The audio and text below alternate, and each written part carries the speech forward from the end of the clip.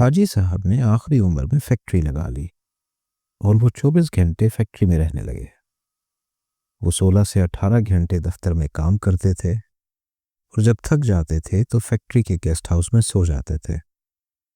حاجی صاحب کے مزاج کی یہ تبدیلی سب کے لیے حیران کن تھی۔ وہ 30 برس تک دنیاوی کاروبار اور روپے پیسے سے الگ تھلگ رہے تھے۔ انہوں نے یہ عرصہ عبادت اور ریاضت میں گزارا اور اللہ تعالیٰ نے اس ریاضت کا خوب صلہ دیا۔ وہ اندر سے روشن ہو گئے تھے۔ وہ صبح 8 بجے اپنی بیٹھک کھولتے تھے اور رات گئے تک ان کے گرد لوگوں کا مجمع رہتا تھا۔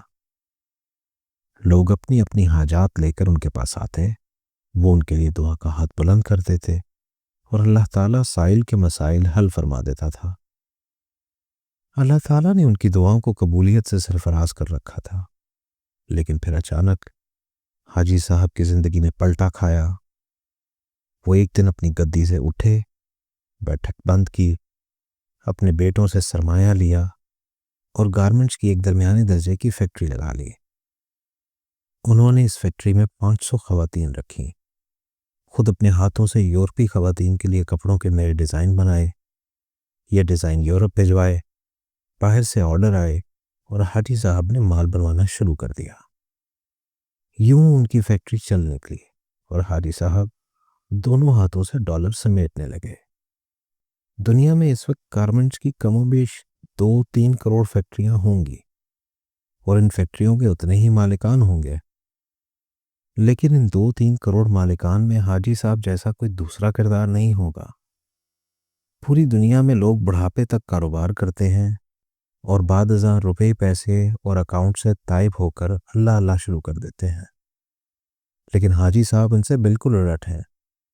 انہوں نے 35 سال کی عمر میں کاروبار چھوڑا، اللہ سے لو لگائی، لیکن جب وہ اللہ کے قریب ہو گئے تو انہوں نے اچانک اپنی آباد خانقاہ چھوڑی اور مکروہات کے گڑھے میں چھلانگ لگا دی۔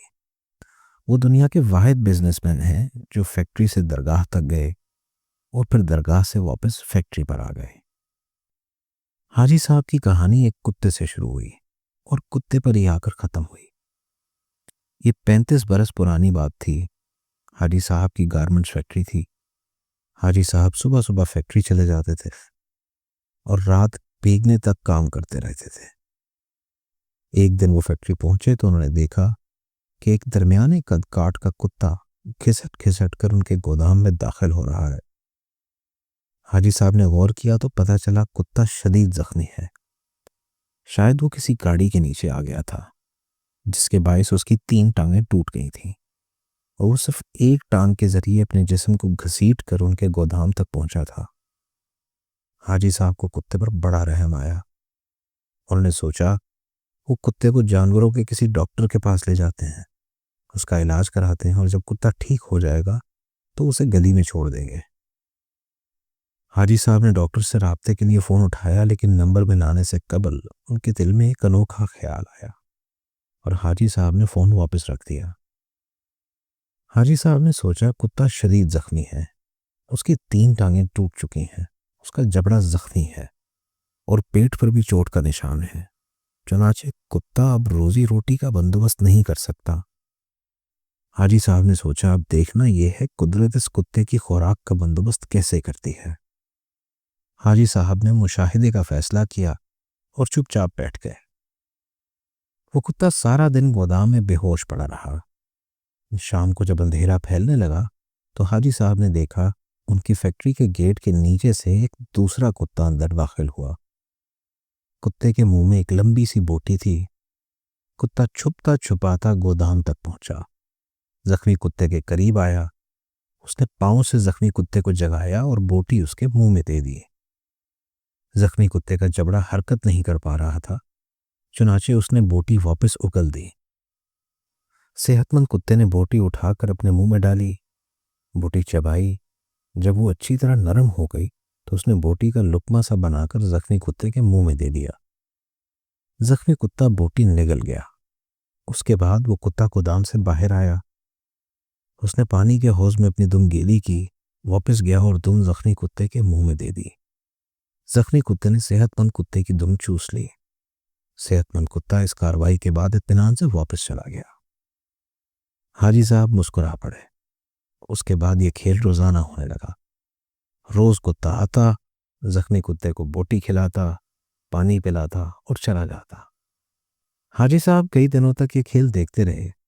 ایک دن حاجی صاحب نے اپنے آپ سے پوچھا، وہ قدرت جو اس زخمی کتے کو رزق فراہم کر رہی ہے، کیا وہ مجھے 2 وقت کی روٹی نہیں دے گی؟ سوال بہت دلچسپ تھا۔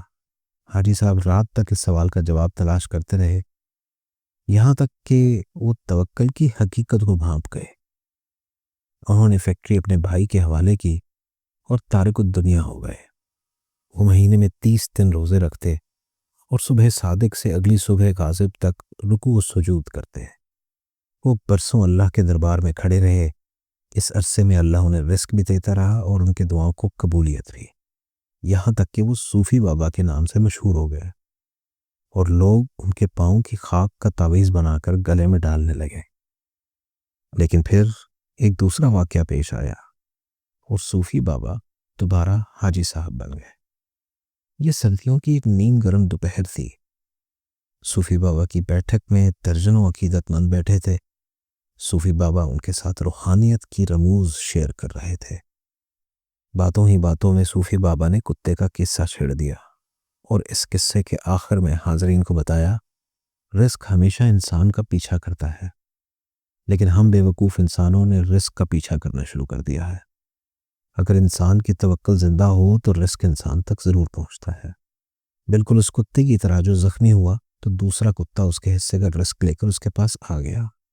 میں نے اس زخمی کتے سے توکل سیکھی، میں نے دنیا داری ترک کر دی اور اللہ کی راہ میں نکلا۔ آج اس راہ کا انعام ہے، میں آپ کے درمیان میں بیٹھا ہوں۔ ان 30 برسوں میں کوئی ایسا دن نہیں گزرا جب اللہ تعالیٰ نے کسی نہ کسی وسیلے سے مجھے رزق نہ دیا ہو یا میں کسی رات بھوکا سویا ہوں۔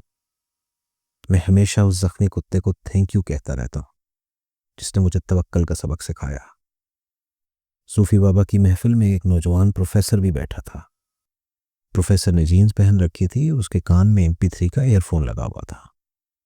نوجوان پروفیسر نے ایئر فون اتارا اور کہا لگا کر بولا، صوفی بابا، ان دونوں کتوں میں افضل زخمی کتا نہیں تھا، بلکہ وہ کتا تھا جو روز شام کو زخمی کتے کو بوٹی چبا کر کھلاتا تھا اور اپنی دم گیلی کر کے اس کی پیاس بجھاتا تھا۔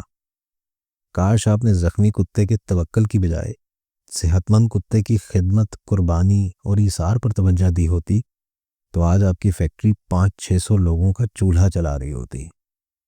صوفی بابا کو پسینہ آ گیا۔ نوجوان پروفیسر بولا، صوفی بابا، اوپر والا ہاتھ نیچے والے ہاتھ سے افضل ہوتا ہے۔ وہ صحت مند کتا اوپر والا ہاتھ تھا، جبکہ زخمی کتا نیچے والا۔ افسوس آپ نے نیچے والا ہاتھ تو دیکھ لیا لیکن آپ کو اوپر والا ہاتھ نظر نہ آیا۔ میرا خیال ہے آپ کا یہ سارا تصوف اور سارا توکل خود غرضی پر مبنی ہے، کیونکہ ایک سخی بزنس مین 10,000 نکمے اور بے ہنر درویشوں سے بہتر ہوتا ہے۔ نوجوان اٹھا، اس نے سلام کیا اور بیٹھک سے نکل گیا۔ حاجی صاحب نے 2 رکعت نفل پڑھے، بیٹھک کو تالا لگایا اور فیکٹری کھول لی۔ وہ اب عبادت بھی کرتے ہیں اور کاروبار بھی۔